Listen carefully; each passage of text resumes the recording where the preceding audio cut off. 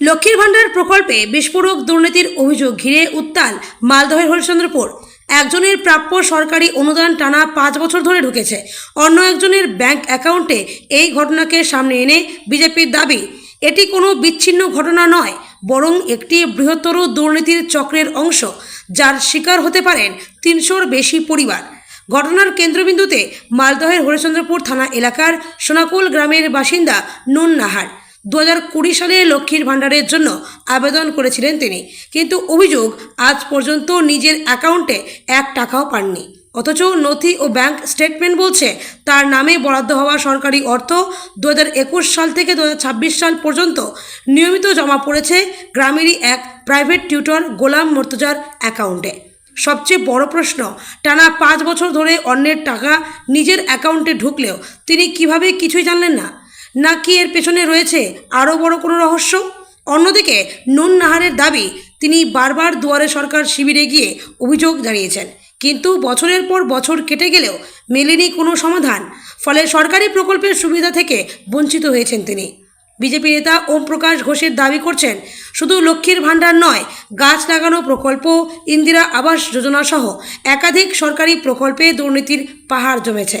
তার কথায় এটা শুধু শুরু, আগামী দিনে আরও বড় বড় কেলেঙ্কারির পর্দা ফাঁস হবে।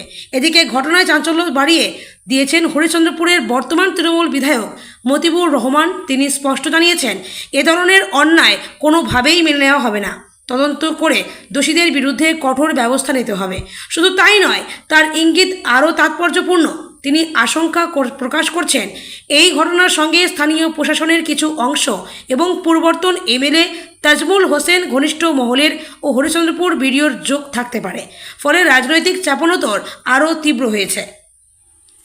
এখন হরিশ্চন্দ্রপুর জুড়ে একটাই প্রশ্ন ঘুরছে, এটি কি শুধুই প্রশাসনিক গাফিলতি, নাকি সরকারি প্রকল্পের টাকা লুটের সুসংগঠিত চক্র? তদন্তের দাবিতে সরব বিরোধীরা। আর সাধারণ মানুষের মনে বাড়ছে উদ্বেগ, তাতে প্রাপ্য সরকারি অনুদান আদৌ সঠিক হাতে পৌঁছেছে তো? আপনি কি লক্ষ্মী ভাণ্ডারের টাকা পান? না, টাকা পাইনি। জমা করেছি কাগজপত্র, তো টাকা পাইনি। কবে জমা করেছিলেন? না, অনেকদিন হ্যাঁ জমা করে তো 2020 সালে। জমা করেছিলেন? হ্যাঁ,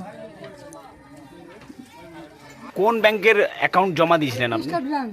স্টেট ব্যাংকের। কিন্তু আপনি তো লক্ষ্মী ভাণ্ডারের টাকা পাচ্ছেন, আপনার টাকা অন্য কারোর অ্যাকাউন্টে ঢুকছে, আপনি জানেন নাম জানি না, টাকা পাই না তো। না, মানে আপনি জানেন যে আপনার টাকা অন্য কারোর অ্যাকাউন্টে ঢুকছে? আমি কেন বলবো? আপনি জানেন না? আপনি খোঁজ নিয়েছিলেন? ও, আমি অত ভিতরে যাই না, দেখছিলে কি জানি। পাই না তো, পাই না তো, পাই না। মানে আপনি আর জিজ্ঞেসও করতে যাননি কোথাও? না, যেসে করবি বলা কথা জানি না। সরাসরি করেছি। দুয়ারে সরকারে গেছিলেন? গেছি। আর ওখানে বলেছিলেন, জানিয়েছিলেন? তো হয়ে যাবে বলেছিল, তো কই আমার মাথা লাগাইনি, হয়নি।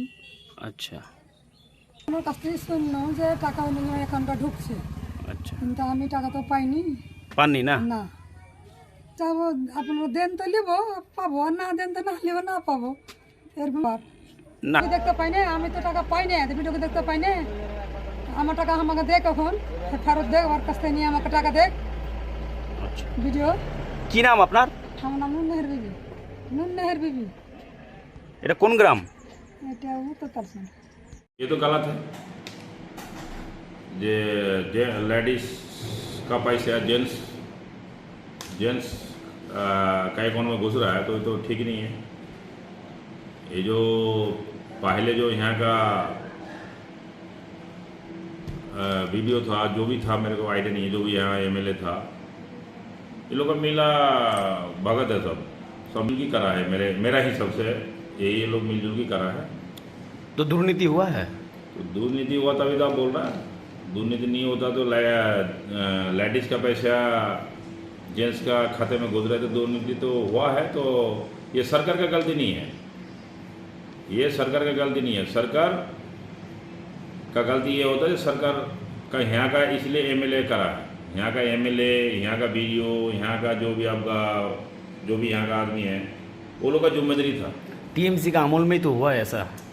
टीएमसी का अमल में नहीं। अगर हम अभी मान लीजिए सरकार किसी का भी हो, अगर वहाँ का आदमी अगर करेगा तो सरकार तभी तो एमएलए बनाता है, तभी तो जिला सभापति बनाता है, सब इसलिए तो बनाता है जो लोग चेक करे आदमी को।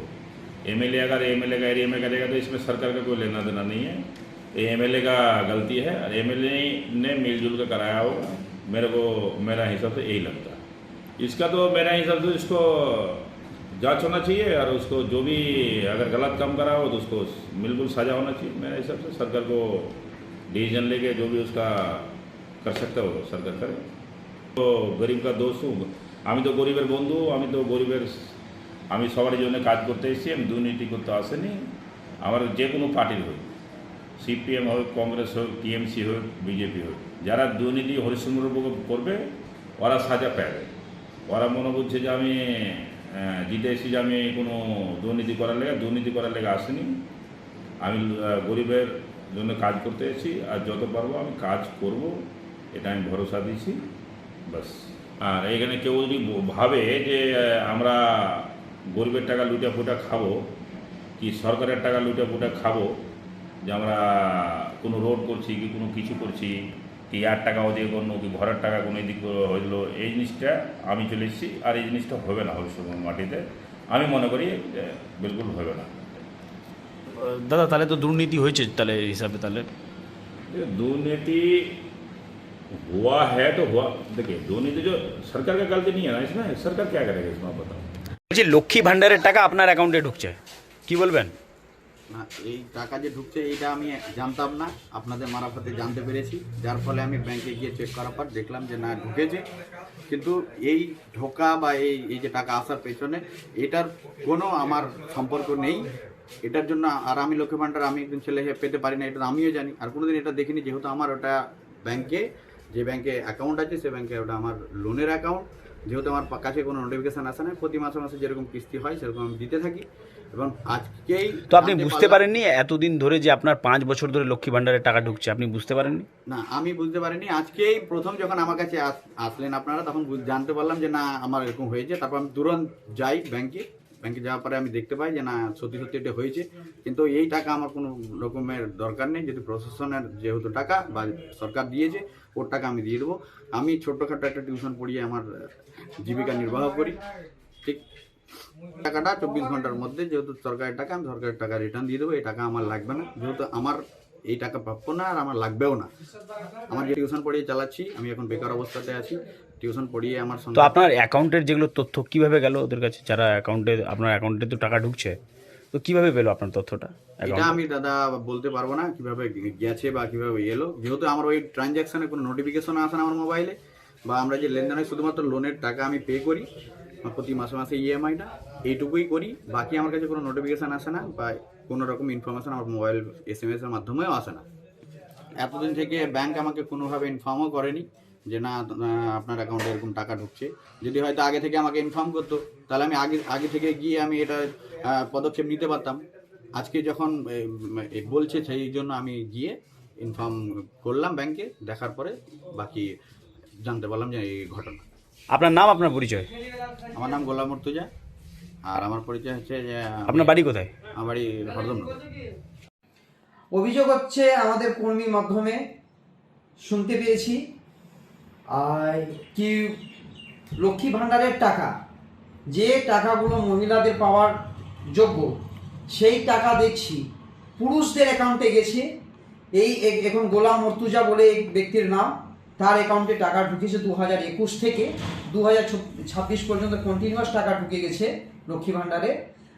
তারপরে এইরকম আমরা শুনতে পাচ্ছি এরকম 350 অ্যাকাউন্ট যা আছে, যারা পুরুষ অ্যাকাউন্টে টাকা ঢুকছে।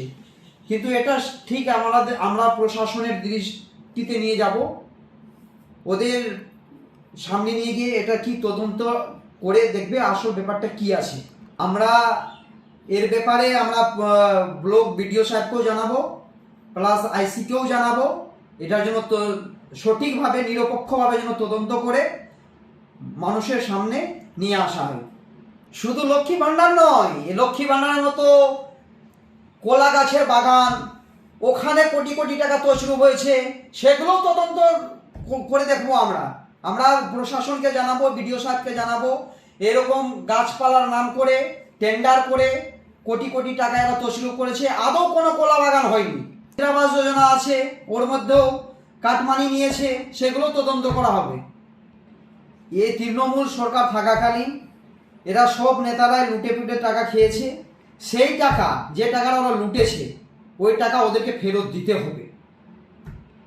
এখন তো ছোট ছোট মাছ বেরোচ্ছে, পুঁটি মাছ বেরোচ্ছে, আর কত সামনে দেখতে যান, কিছুদিন যেতে দেন, তারপর দেখবেন কত কত রাঘব বোয়ালের মতো কত দুর্নীতি হয়েছে আপনারা দেখতে পাবেন, সব উঠে আসবে। আমার নাম ওম প্রকাশ ঘোষ।